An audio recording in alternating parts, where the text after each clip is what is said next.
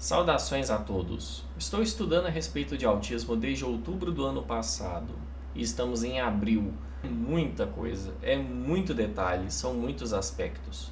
E um deles, que erroneamente é muito propagado por aí pela internet, é a de que hiperfocos e interesses especiais são a mesma coisa quando não são. Mas essa confusão ocorre porque elas são muito bem interligadas. E é hoje nesse vídeo. Roda a vinheta.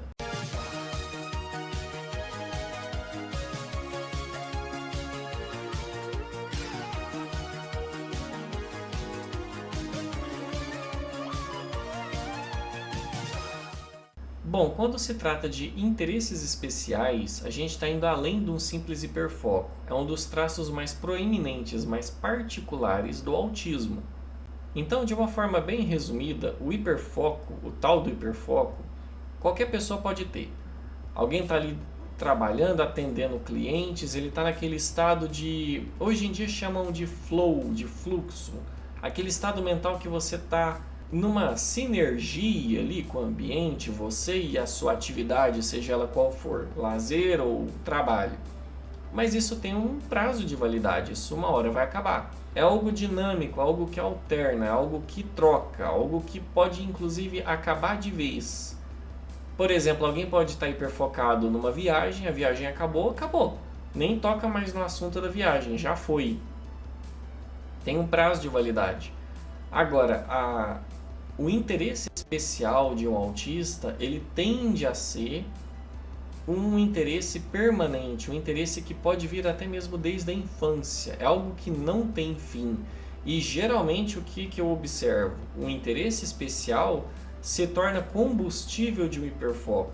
Então é muito comum que um autista, quase todo dia, ele tenha algum momento de hiperfoco com um interesse especial. Então, de uma forma prática, eu vou me exemplificar. Eu peguei o interesse especial e entrei em estado de hiperfoco nele. Um desses interesses, que eu já mostrei aqui no canal, é My Little Pony. É um desenho de pôneis coloridos na televisão. Em 2013 eu conheci o desenho, fiquei maratonando, assisti os mais de 200 episódios, eu conheço o nome de todas elas, eu conheço a história de ponta a ponta. Enfim, 9 temporadas, e se deixar eu faço um vídeo dedicado só sobre isso. Só que nesse canal não vai rolar. Então, esse hiperfoco a princípio, para mim se tornou um interesse especial. Eu posso não estar falando disso, mas em algum momento do meu dia eu vou pensar sobre, em algum momento eu vou querer lembrar disso, eu vou querer ver algo a respeito. Esse interesse especial, ele nutre o hiperfoco e ele volta. Então, o que isso significa na prática? Eu vou me usar de exemplo para vocês entenderem. Eu criei minha foto de perfil do WhatsApp, que é basicamente um pôneizinho customizado, que ele é verdinho, com cabelinho azul e preto.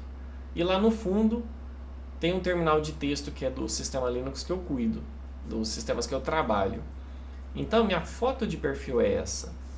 Ao extremo de que eu mandei fazer na impressora 3D uma versão física desse mesmo pôneizinho customizado. Então eu fiz ele na impressora 3D e pintei.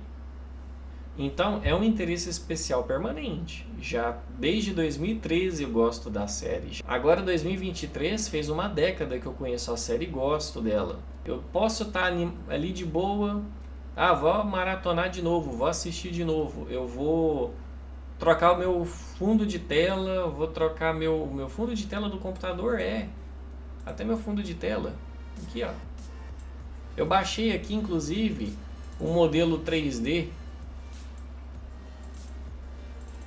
para poder mexer de novo no Blender. De tanto que esse interesse especial ele nunca acaba. Ele sempre é um motivo para estar nutrindo o hiperfoco. E detalhe, o interesse especial, por que a gente chama de interesse especial? Porque ele é um interesse que ele é tão especial que ele se torna parte da pessoa, parte da identidade da pessoa. Tanto que para colegas mais próximos, mais íntimos, eu comento, não, eu sou um fã de My Little Pony. Eu sou um Brony, tem até nome para isso. Então, é quase uma parte da personalidade, um status individual. Eu sou um médico, eu sou um advogado? Não, eu sou um cara que gosta de pôneis coloridos. É um interesse especial, é parte da identidade. Bom, e uma pequena confusão que pode acontecer dentro dos interesses especiais é um misto de interesse especial e ou nostalgia, que podem estar ligados também. Um outro exemplo, eu tenho um interesse especial em filmes do Tim Burton que eu assisti quando eu era criança, quando eu tinha 10 anos, 12 anos. Até hoje eu assisto com a mesma alegria, com a mesma vontade da época. Dopamina infinita, eu nunca canso daquilo, daquela história, daquele roteiro, daquela arte. Então dá a impressão de que eu estou revisitando como se fosse, nostalgia, deu saudade, eu vou pegar para ver de novo. Mas não, tanto que eu tenho até coisas de Tim Burton aqui na prateleira. Essa questão dos interesses especiais, eles compõem algo que a pessoa gosta e se torna algo recorrente, algo que sempre volta, não é mera nostalgia. Eu posso estar pilhado de trabalho, de responsabilidades, eu posso ter enterrado aquilo no fundo da minha cabeça, em algum momento aquilo vai voltar. Em algum ponto, nossa, eu gosto disso aqui, eu estava até esquecendo, não, deixa eu ver como é que tá a Fandom, o que criaram de novo, o que tem de série nova. Eu ainda gosto, pô, eu vou lá, não, vou maratonar tudo de novo, todos os episódios, todos os filmes, o que tiver, e vou consumir aquilo com o mesmo afinco e desejo de antes. E aqui eu vou mostrar para vocês alguns dos meus interesses especiais. Bom, aqui no caso, eu tenho a minha prateleira de coisas, meus projetos, minhas invenções, e aqui alguns dos meus hiperfocos. Caso aqui Sonic, que é a franquia, Rockstar Games, God of War, Esqueletos, Harry Potter. Tem um pouquinho de Supernatural. Cubos mágicos virou coleção. Hiperfoco em anéis, começou com o anel de colar do Uncharted e acabou virando uma coletânea. Eu só uso anel como colar, nunca nos dedos. Me incomoda pra caramba. Meu pôneizinho impresso e pintado. Mais alguns pôneis, mais Harry Potter, mais esqueletos, God of War, mais pôneis, mais GTA, mais esqueletos, um Crash Bandicoot, um Uncharted, mais esqueletos, enfim, e lá em cima mais pôneis e mais esqueletos. Aqui na minha prateleira, mais esqueletos. Esqueleto é um hiperfoco bem antigo meu. É bizarro isso. Agora tem um ponto. 2 pontos, na verdade, que eu quero abordar nesse vídeo antes de concluir. O interesse especial, ele pode se tornar perigoso caso ele seja algo nocivo, ilegal, imoral, antiético, que um autista faça sem ter consciência de que aquilo é errado. Então, o cuidado que geralmente os pais de autistas, ou mesmo autistas recentemente laudados, que estão se conhecendo, estão se descobrindo, tem que estar atento. Você pode acabar pegando literalmente um hiperfoco em algo que não se deve. Um exemplo bem bobo é um autista que pode pegar um hiperfoco, pode pegar um interesse especial que desencadeie um hiperfoco numa pessoa específica. O que isso vai causar? Um autista que vai acabar stalkeando aquela pessoa, perseguindo aquela pessoa. Mesmo que seja com a melhor das intenções, só para se aproximar, para fazer amizade, para conhecer melhor, para entender a vida daquela pessoa. Nossa, que pessoa interessante. Mas a gente sabe que socialmente falando, legalmente falando, não é adequado, não é um comportamento muito bem visto. Isso pega mal, as pessoas vão entender errado. Bom, e a segunda coisa é que, independente de que hiperfoco seja esse, originado de qual interesse especial seja, ainda há o ponto de que ele só é ruim mesmo, se ele não é imoral, ilegal, antiético, tudo certo, ele se torna ruim caso ele tome tempo demais.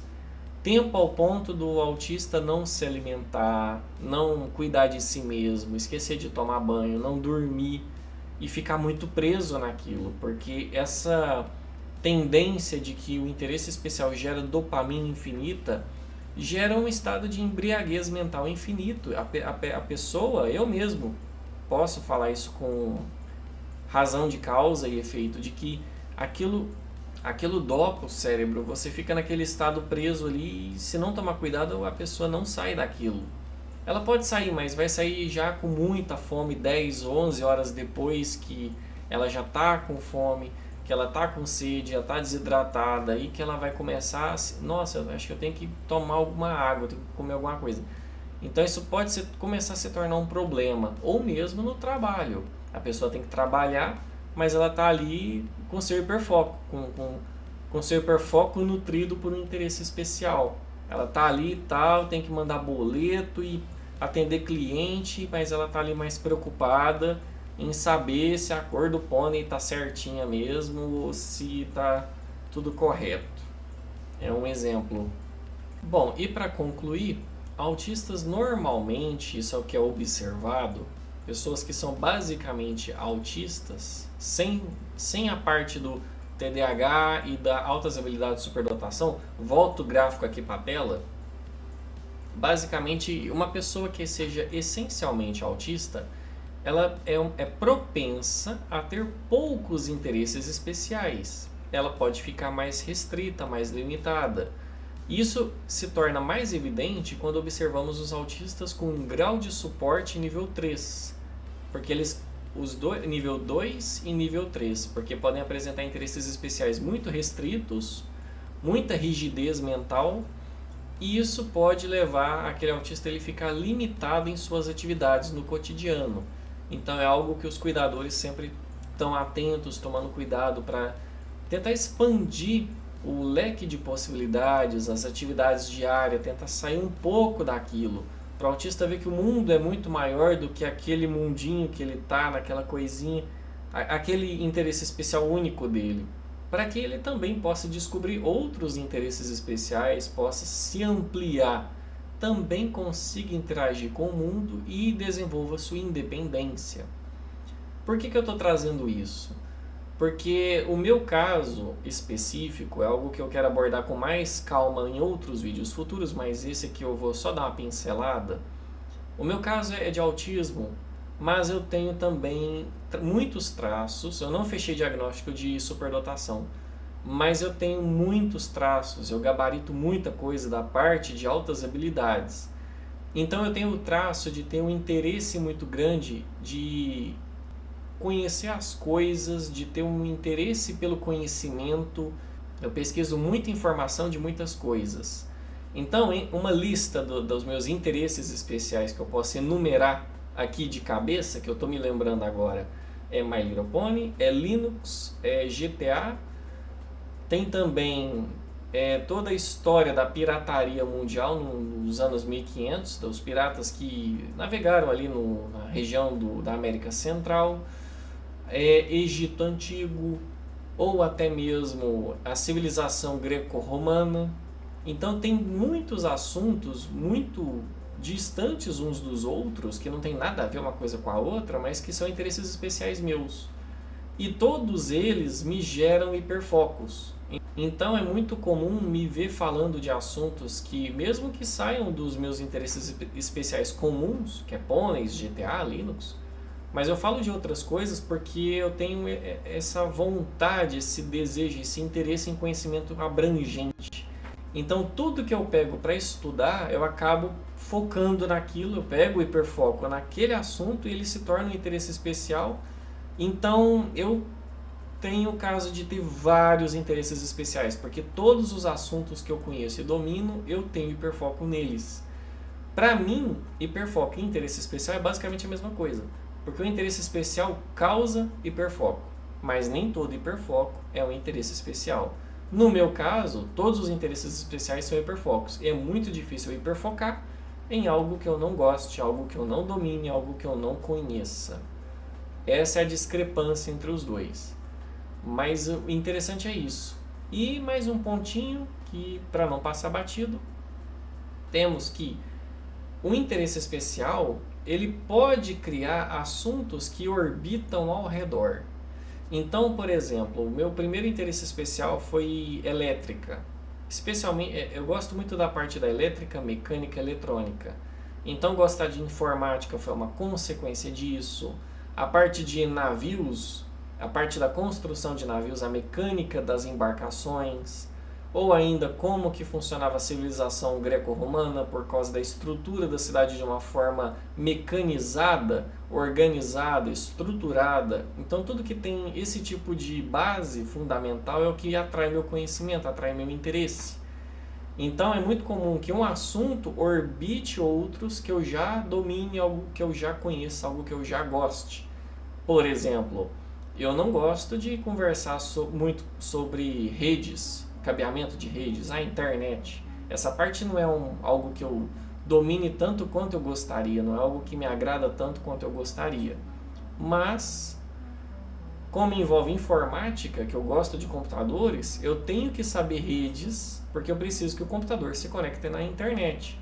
Então, ele acaba orbitando o hiperfoco, acaba criando um interesse, não chega a ser especial, mas ele está ali em volta. Então, isso me torna flexível a querer entender aquele assunto para que o hiperfoco, no caso, o interesse especial, ele floresça melhor, ele crie mais raízes, que ele se sustente. Um outro exemplo, você tem um autista que adora Lego. Beleza, ele tem o seu interesse especial em Lego e aquilo gera uma dopamina, um hiperfoco nele constante, sempre ele está falando daquilo. Ele pode pegar o hiperfoco, ele pode pegar o interesse especial em dinheiro, em fazer dinheiro, em trabalhar, em querer ser ativo na sociedade, porque ele vai entender por A mais B que com isso, com o dinheiro, ele vai nutrir e manter aquele interesse especial. Então o autista, a partir do ponto que ele entende isso, ele se torna até mais, digamos que ele pode se tornar mais flexível a outras atividades, desde que aquilo seja a recompensa dele, que ele vá conseguir nutrir aquele interesse especial. Então algo tem que orbitar em volta. É a melhor forma de você chamar a atenção de um autista. Ele está ali com o seu interesse especial. Se você conseguir criar algo, conversar de algo, chamar atenção para algo que orbita ali em volta, você vai ter a atenção dele. Então, me ajuda aqui com um trabalho tal, vou te dar tanto, que aí você consegue comprar aquele Lego que você queria. Aí ele já, por A mais B, vai ter uma situação aqui que eu vou me beneficiar, eu vou manter aquela dopamina, aquele interesse, aquele hiperfoco vai se sustentar. Então é uma forma de você lidar melhor com uma pessoa autista ou mesmo consigo mesmo. Eu faço esse truque comigo mesmo. Eu tento ponderar por A mais B que eu vou fazer tal coisa para chegar em tal ponto que isso vai desenvolver um interesse especial meu por consequência. Aí isso me motiva a fazer aquilo que eu acho chato, desinteressante, que não é um interesse especial, que não é um hiperfoco. É aquilo que joga minha dopamina lá embaixo e eu acabo enrolando para fazer. Então é umas formas de hackear a vontade para você chegar a fazer aquilo que precisa, mesmo que não esteja muito empolgado.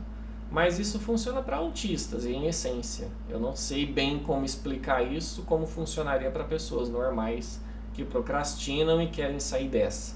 Vou ficando por aqui, meu muito obrigado, espero que tenham gostado do vídeo. Falou e até a próxima.